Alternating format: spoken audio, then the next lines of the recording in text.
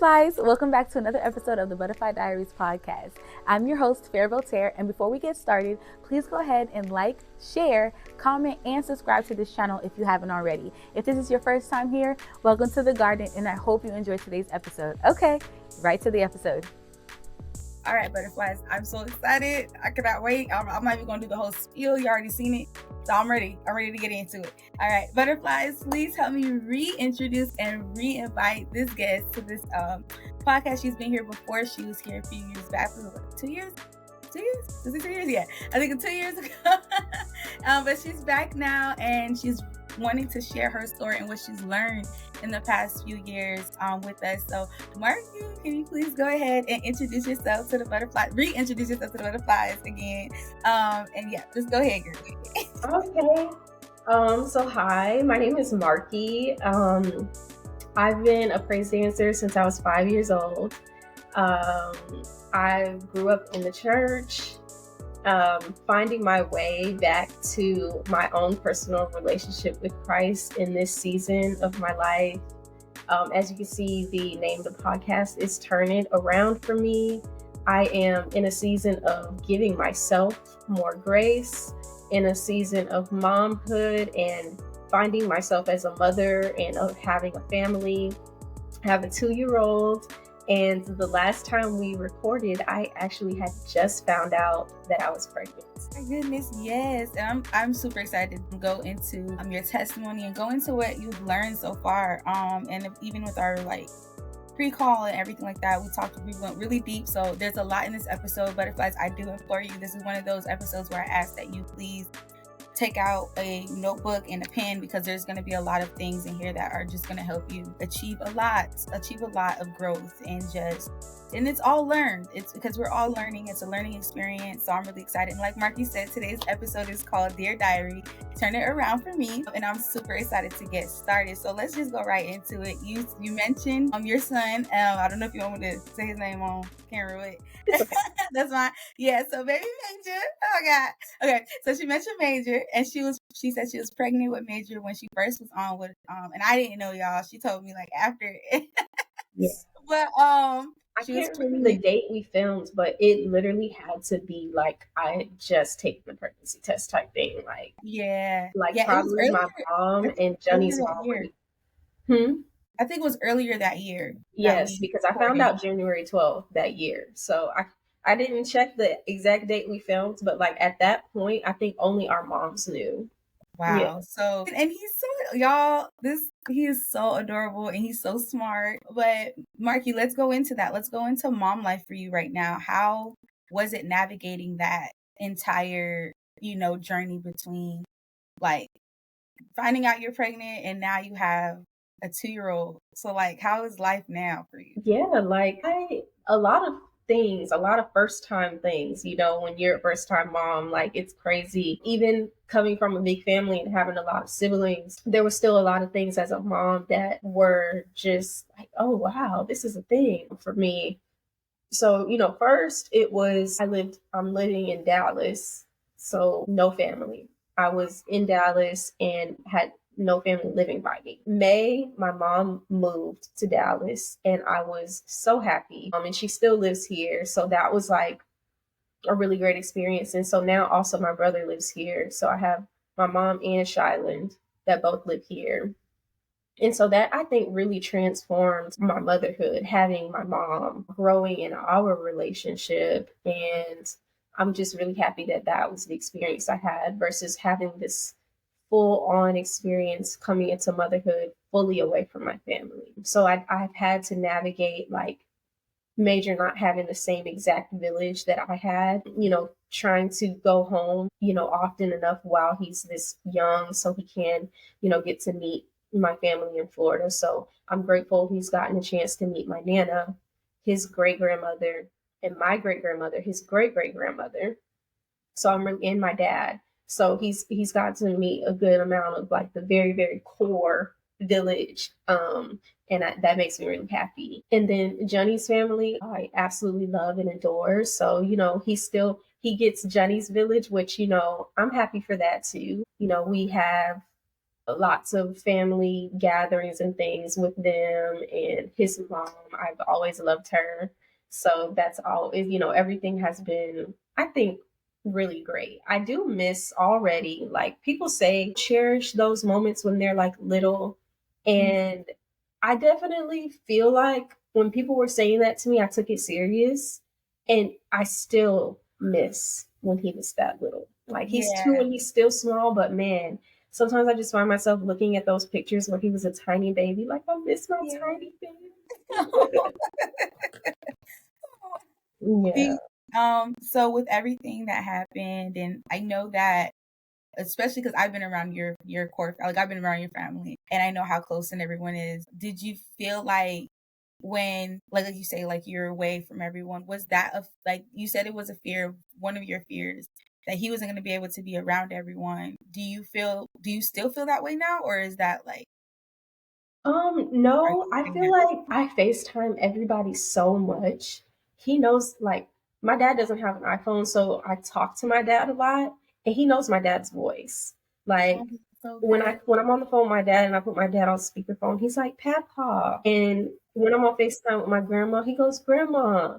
Or my Nana, he goes, Nana. So he's like, he knows them TT. Like he sees people's faces, he hears people's voices, and that makes me feel really good that he still knows who my family is. And when I visit home, it's like he's so comfortable with them. Yeah, that's Yeah, awesome. I'm glad. I'm glad. That's me awesome. too. That is such an amazing thing, because, and even when I was like on FaceTime with you and he's just like, hi, I'm like, he's so aware. And I'm like, that Yeah, is so amazing, because a lot of kids, you know. So I was like, he's so aware. So yeah, I'm glad that he's able to still experience your family and everything, because your family dynamic is amazing. thank So you. I want to go back to what we were talking about when it came down to you learning from your past mistakes. So even up until major, we discussed a lot of things, and a lot of the things regarding, I don't want to go too deep because I want you to talk, but we were talking a lot of things about impatience and getting to that point. And I know that that stemmed from, I don't want to go too deep, but let's go ahead and go into that. Let's talk about that. So what were the steps you felt like you had to take to get to that place of understanding where, okay, wow, I was really impatient and I should have waited a little bit?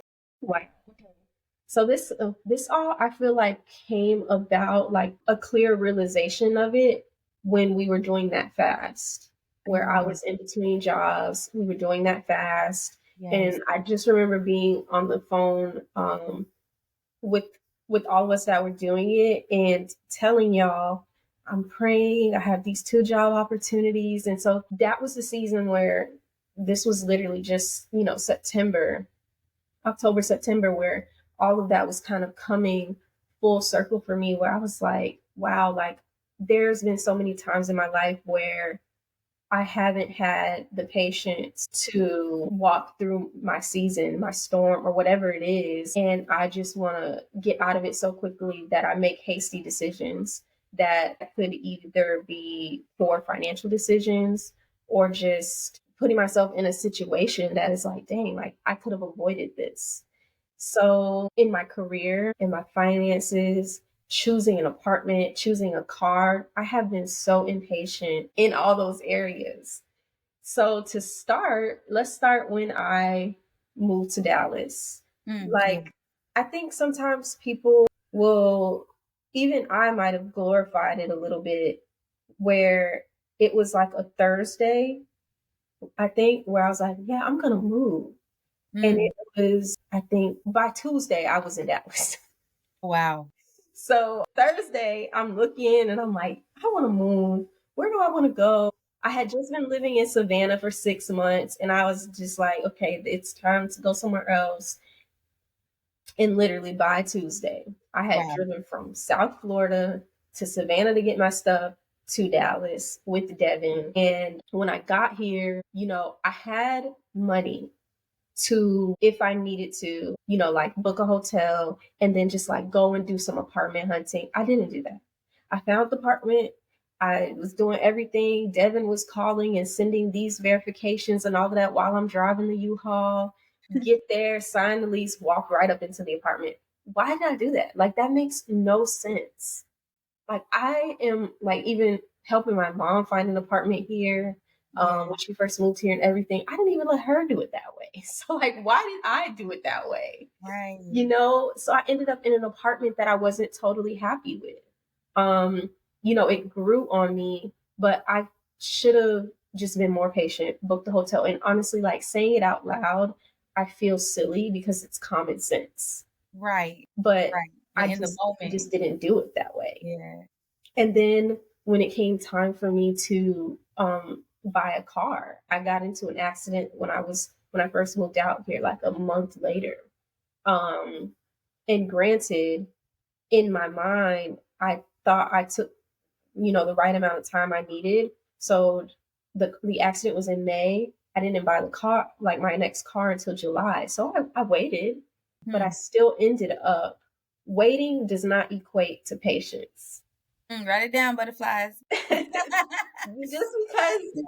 Just because I decided to buy the car in July instead of June or May when the accident happened or whatever, doesn't mean I was patient, because I still bought a car that was way too expensive. And I'm not even gonna go into the numbers because they're so embarrassing. Listen, I've been there too, so it's okay. But this way, the car note I have now is more than half of what I was paying. I was paying more than twice my current car note. Yeah. Back when I had that car.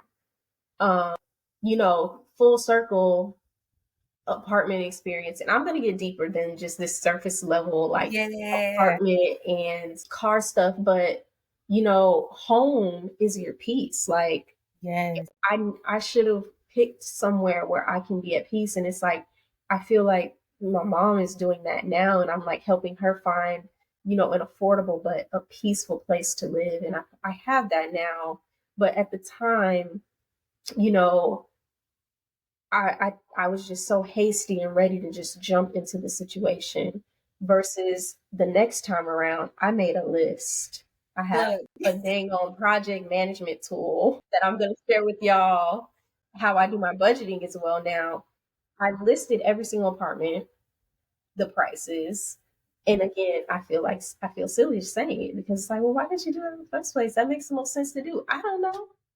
I did it before, but when I was out here, I just didn't. So, it's taking a step back and remembering like how to practice your patience, So I did that with the car search. I did that with the apartment search. When I met Johnny, I used to tell him all the time, because his car note, he had a muscle car that his note was less than mine. He had a Mopar vehicle, 2-door coupe, stick shift. And, I think stick shifts are normally cheaper than some vehicles, but this was a Challenger. And his car was cheaper than my Mazda SUV. And I used to say, man, I wish I had you around when I was looking for that car and this and that. And so then when it came time to get the current car I have, he was around. And he helped me be patient. Same thing with apartments and looking for a home. He helped me be patient. Like when we were looking, it was, going out, looking at the place, looking at the surroundings, comparing it to all the places we're looking at. And so I think in my career as well, I didn't operate in my patience of staying in a role long enough. And like employers may look at my resume and say, oh, you stayed there for 3 years, but I still don't think that was long enough sometimes. Like moving on to the next thing, staying in a season long enough to learn all the lessons that were meant for you to learn in that season. I saw someone say once that they found themselves being given the same lessons over and over. And she said that she felt it was because she didn't learn everything she was supposed to learn the first time. Right. And so I'm there, I feel, in my career now again, and I'm going to do my best to learn everything that I'm supposed to learn this time around.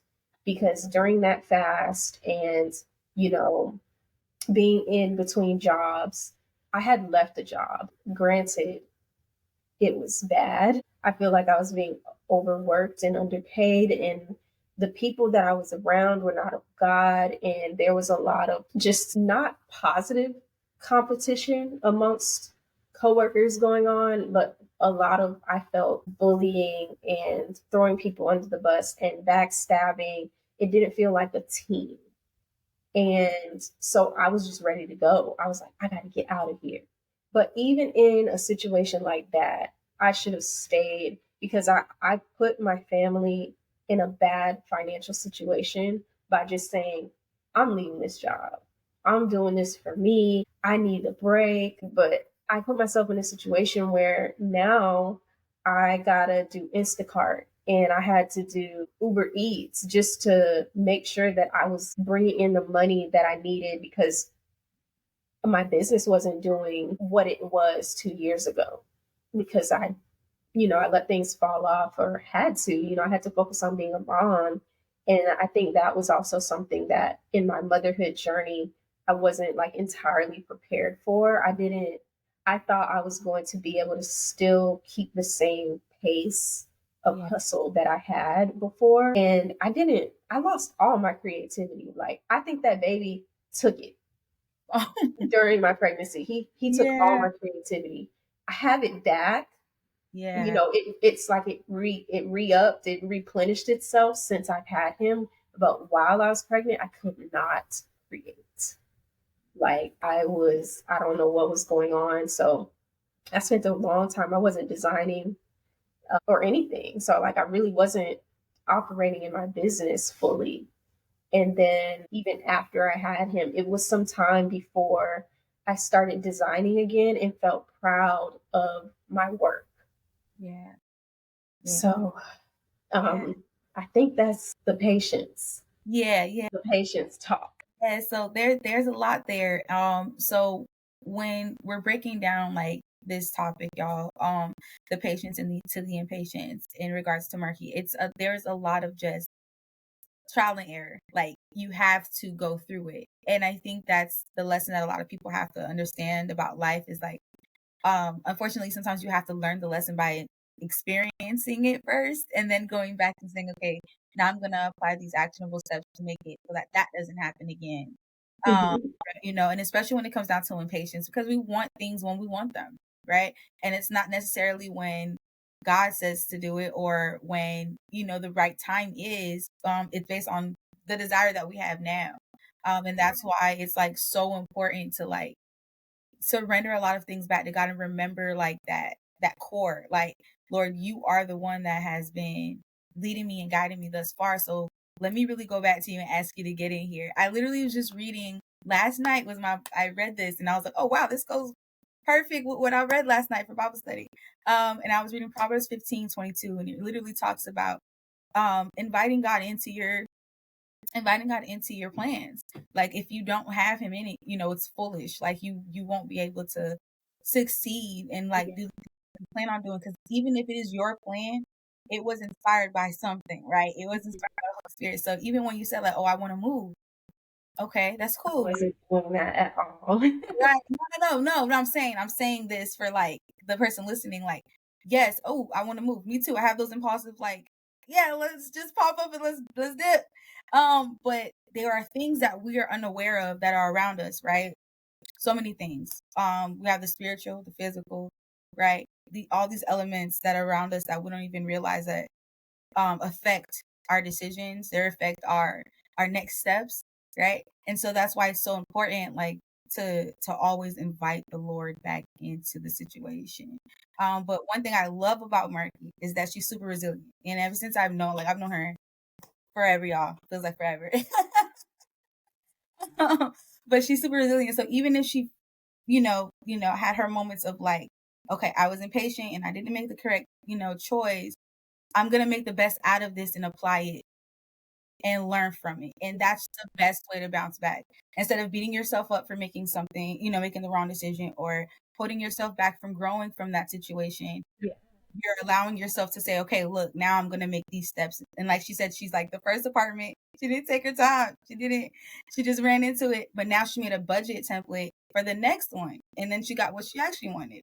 Yeah.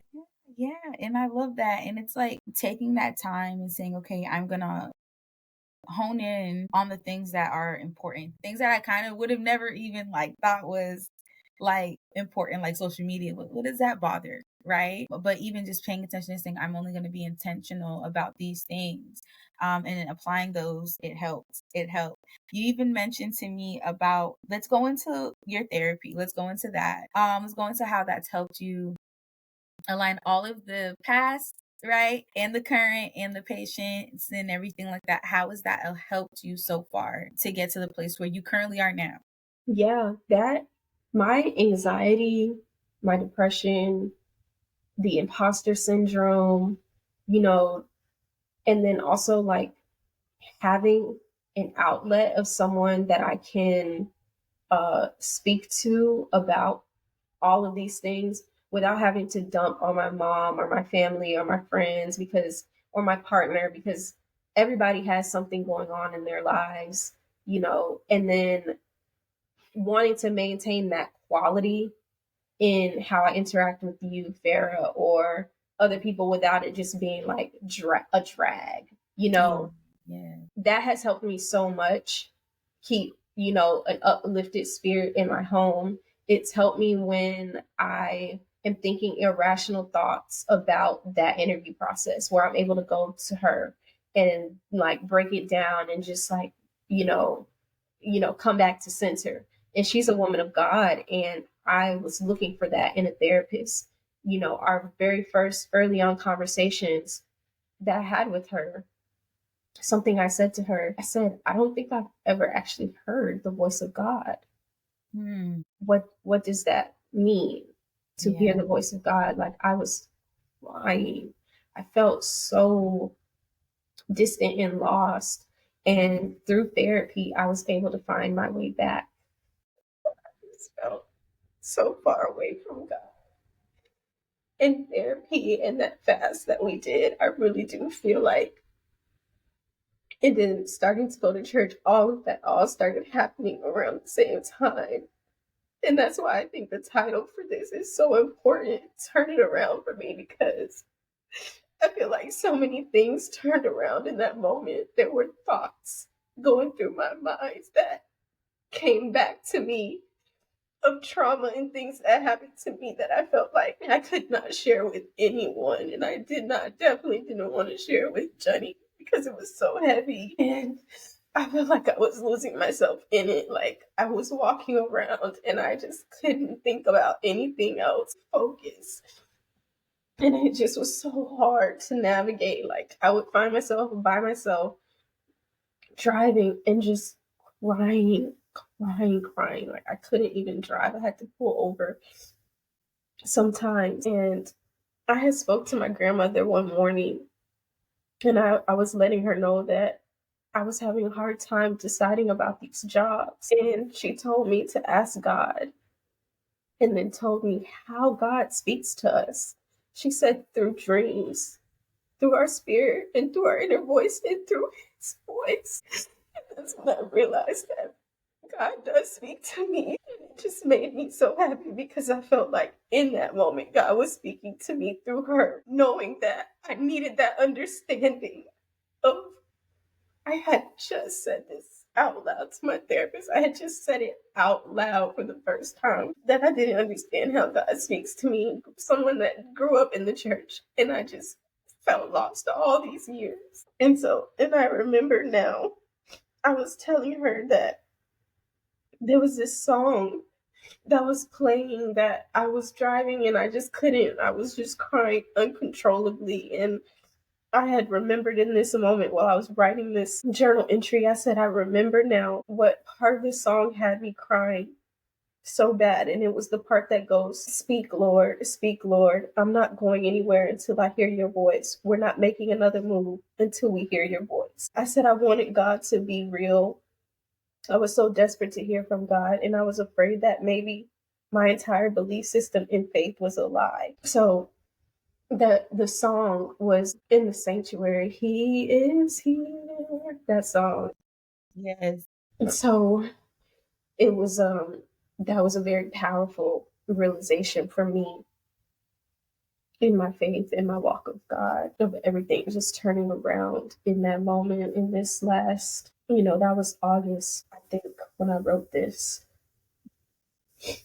thank you first of all for being vulnerable and like sharing that and just being open to share that, because I know that's like, heavy, but I'm so grateful that you were able to do that. And it's a safe space. So I'm happy. You had me crying because I completely can relate to that. And for those who can't relate to that emotion that she's feeling, it's literally like feeling like you're losing your connection to the self, like literally to like your core. And finding that again is like, it's amazing. It's such an amazing, overwhelming feeling. So thank you for sharing that, because I know that wasn't easy to do.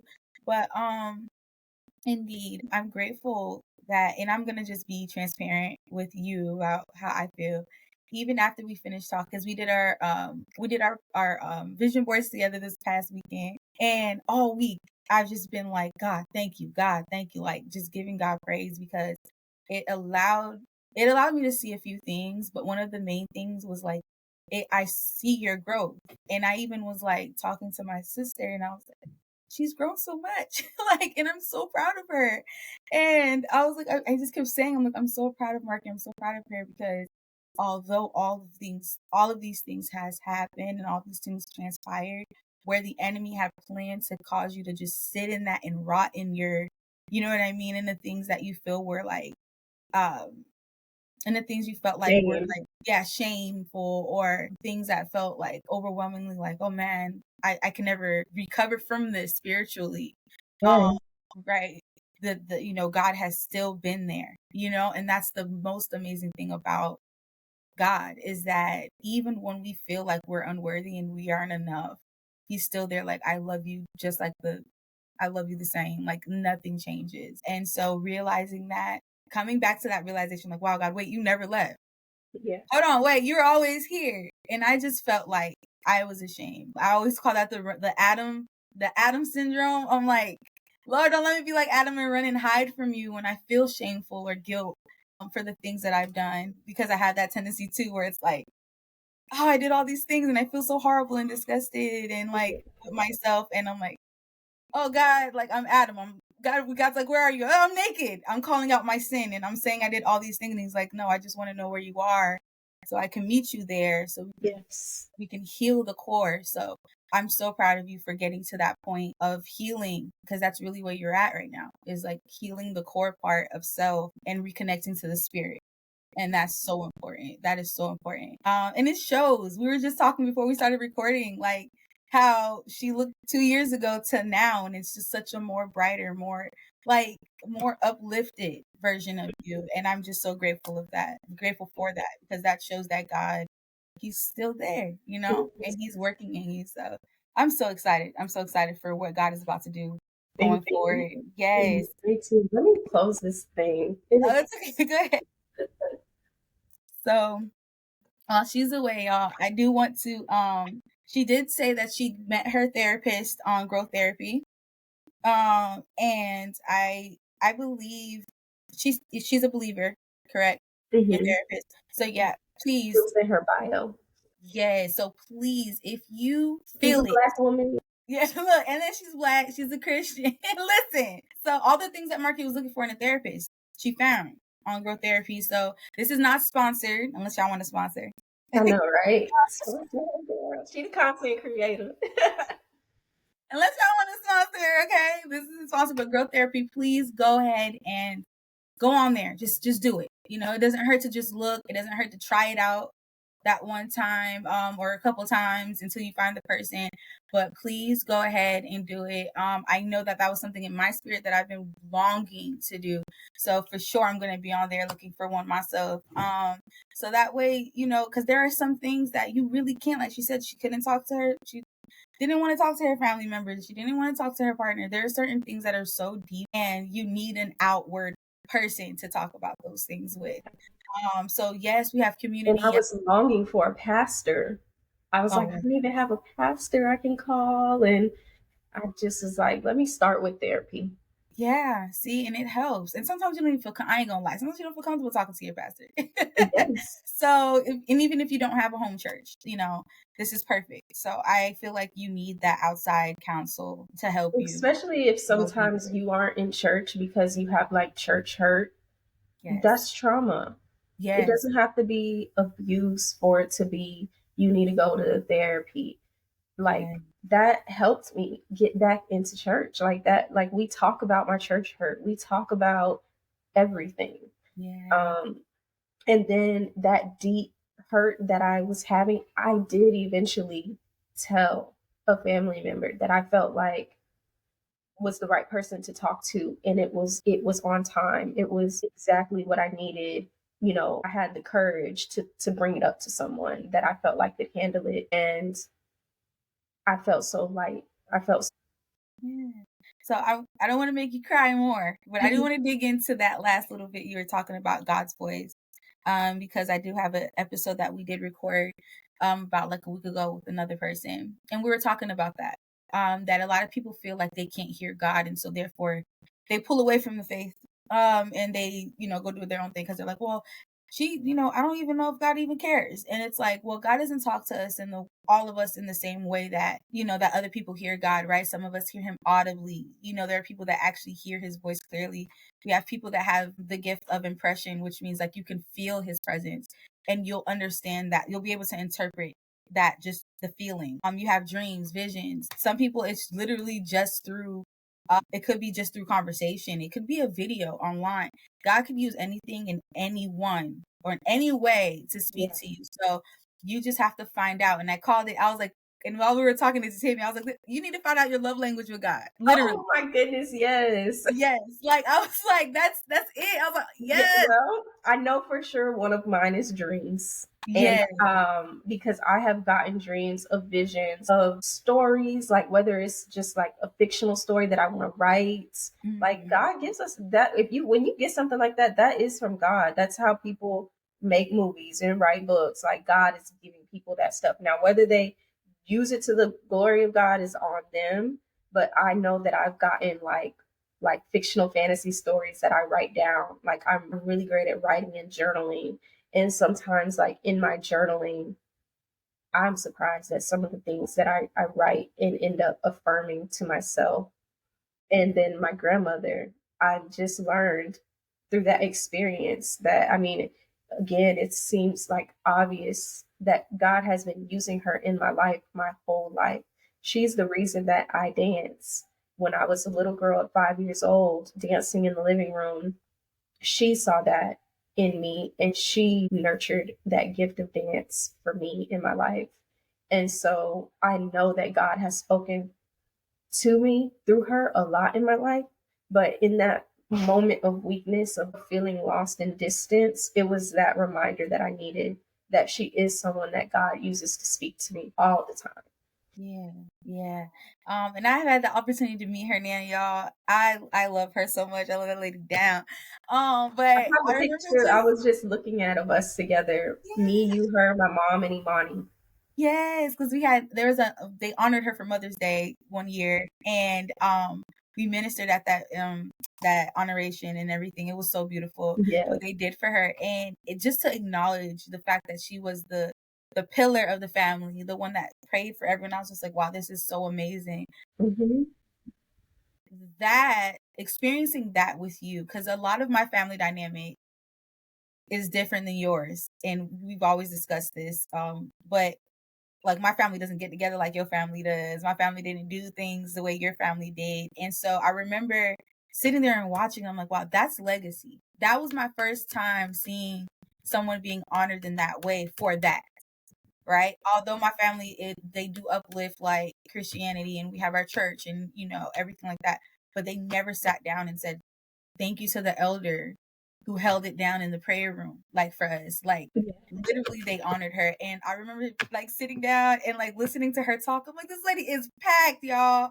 She is full. Like everything she talks about is the Lord. And it's like she is a walking Bible. And Like she know she's her kids, and yes. her kids and her grandkids, and like my Like grandma will call me, and she's one of the people that it doesn't matter what mood I'm in.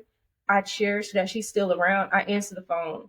My grandma know when I'm not in the mood, and she just be like, "Okay." But it was good to still hear her voice. Oh, my grandma Helen. She's a lot of yes. people's spiritual mother and grandmother as well. an amazing woman, and I'm so blessed to have even met her myself. So such an amazing woman. But I am grateful for today's episode because I feel like this is gonna give a lot of people hope. I mean, healing to see like that even if you feel distant from the Lord, and even if that in that distant time of you feeling that you probably fell short, or you've done things that you regret or you don't regret or things like that, you can always find your way back to Him. Mhm. And that's literally what turn it around for me. That's why we titled it this, because it doesn't matter. For me, I feel as if it doesn't matter how far you try to go. He's gonna bring you right back in. He'll bring you right back in, and he's gonna turn your whole situation back to where it needs to be. And so that's where I think we both are. So we both are, because I'm also in that space where I'm like, wow, Lord, you really have been faithful and have kept me in spite of my own actions and decisions. So Markee, thank you so much for sharing your testimony. Is there anything else you wanted to say before we sign off, before we go off? I just want to say I'm really grateful that you have created this platform, Farah, because I have always been someone that's wanted to share my story, but I'm shy.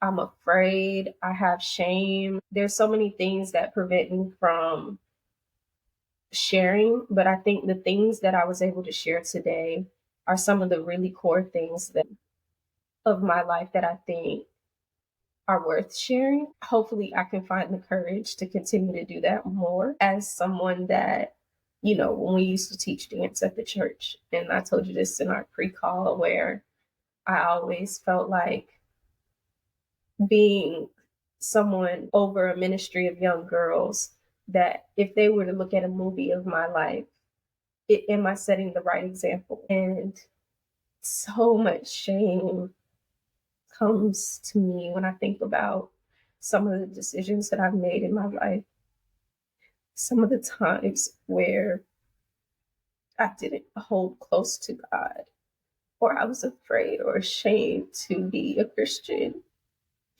or just be, not that I wasn't a Christian, but that I wasn't just like wearing it on my chest. Like, I decided to then go join a sorority and a fraternity and then literally wear the letters on my chest. It's like I should have just been wearing God on my chest. And I regret some of those things. But I just have to give myself grace. And that what we discussed last week, my theme for this year of doing the best that I can. Yes. Yes. Oh gosh, y'all, you gonna have me tearing up real bad today. But I do want to say this to you, Markee. Like I said before, like I'm so proud of you, because it's not easy to get back to where you are right now. Like a lot of people don't get here, and that's something you should be celebrating. Like, I'm here now. I've gone through, and nothing you've done should feel like shame, because you were that version of yourself in that moment, but you were never that version before. You know what I'm saying? So Yeah. the things that you experience, you never experienced that before. You get what I'm saying? So you were just living life as you saw it. Mm-hmm. And yes, we both, we were raised in church and we knew things, you know what I'm saying? And we had these certain things taught to us. But when you're going through life, sometimes you don't even know when to apply or how to apply. And that's just human reality. We're Yeah. human, right? And that's why I believe the Lord gives us so much grace, because we're experiencing life as it comes, right? But what He does expect us to do is and that's why He says, involve me daily, invite me daily, like start your day with me, end Oh, your day, yes. Speaking right? of starting your day with the Lord, that glorified app. Yes, glorify. My We're not, therapist please, if you like to. my therapist shared that app with me, and I got to get back on it like Yeah. consistently, but it is a great way to start your day with the Lord. It is like non-cliche. I feel like it's not super cliche, like devotionals, daily scriptures, breaking down and explaining it and how you can apply it to your life. And then there's like this part in the app where there's like a visual meditation where it has like this super like nature walk video with like a Yes, music with it. It's so nice. it's so cool. It is so cool. I'm going to put it up on the screen for y'all to kind of see what we're talking about. But yes, glorify, please, anything. Do anything that makes you, that you're able to do, in a good time, to just invite him in your day. It could be in the shower while you're showering. It could be on your way to work. But just invite the Lord in, and then make sure you end your day with him too, right? Something I've implemented in the past few days is creating a strict end of day schedule, because I never used to have one, where it was kind of like, oh, I clocked out of work, whatever happens after that, I get whatever I can get done, and then go to bed at whatever time. But I realized that I wake up and I'm like, oh, what did I do yesterday? Like, my day doesn't feel fulfilled, like complete. Yeah. And sometimes I don't even pray, before I go to bed, and I'm just like, oh, what did I had time, but I didn't do it. And I would, I started to feel a little bit just disappointed in myself when it came down to that. And so what I do now is, like, I have a very strict, like, end of night schedule. Like, everybody in the house is like, why are you running around? Like, I'm late. I gotta spend time with God. I'm late. Like, I'm treating it as if he's in my room waiting for me at 9 o'clock. I'm like, I gotta get in my room. Like, I gotta get on my bed, because I'm late. I'm late for my appointment with God. And so ending my day with him, and I have waken up at 5 a.m. consistently for the past couple of days, y'all. Praise pray that I keep going. But I've been waking up at 5 a.m. and I've been waking up refreshed, and, like, just not so anxious about my day or nervous about the tasks that I have to handle for the day. And I'm just saying that all to say, like, once you invite the Lord in, and I remember even me doing this back when we were at CRM, once we invite the Lord into your day, you're not as stressed. Like, you're not as anxious. You're not as worried. It's kind of like, okay, like, God got this. Like, it's like you're a little bit more free. And I remember, like, not doing that one week at CRM. I remember one week I didn't attend church that Sunday for some reason, and I didn't start my day the next day. I don't know if something happened. I don't remember. But I remember that week being the worst week ever. Like, that was the hardest week of my life. I remember that. And I'm like, oh, it's because I didn't invite you, Lord. I didn't invite you in my day. I didn't go to church. Like, none of the routine things that he meets us at. And that's why whatever time the Lord, okay, let's say you set a time, like, every morning at 5 a.m. it's me and you, Lord. Like, we're gonna pray together. He holds that. Yeah. So dear. Like, he's waiting for you. Like, let's say you miss that. It does affect you spiritually. Yeah. So please, y'all, keep your times with the Lord. Be consistent, and then also do it at a pace that's right for you. Because I can say, oh, I pray 4 or 5 times a day. You probably can't do that. So do what's good for you, and just invite the Lord in, right? To keep a good pace, and, like, to keep your mind, in the right place. But I was saying to you, Markee, that I'm proud of you, because you have created systems that work for you, that are showing that it's working for you, and that you're consistent with it. Another thing I'm proud of is that, like, your core hasn't changed. Although a lot has happened, you, to your core, you haven't changed. And so a lot of things happen to people where they end up blaming people, and they become bitter, and they become angry and closed off. But you, to your core, you haven't changed. You've always been this. So I'm so proud of you. And don't beat yourself up, girl. Like, this episode is going to help someone. It's a testimony, right? How would we be able to even preach the gospel, teach the gospel, teach young girls, or even teach dance if we didn't have a story? Yeah. So although things happen, it's all for the glory of God. Thank you. And one of the stories that keep me is when I think about, because I think, like, God, why did all this bad happen? I think about Samson. Samson. So a lot of the things he experienced, and they were bad. After each one, it says this was all unto the glory of God. And I'm like, dang, he had his eyes poked out for your glory, Lord. He got betrayed for your glory. Right. But you got to think about it that way. Like, everything that we experience in life, even if it's not something we wanted to experience or we even expected to experience, it all has to go back to saying, okay, God, you get the glory from this. How will you get the glory from this? How can I make sure you get the glory from this?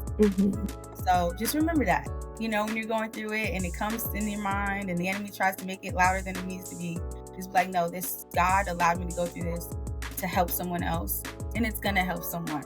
You just vulnerable just now on the show and opening up the way you did. is going to help someone. So I'm proud of you and I love you. Love you too.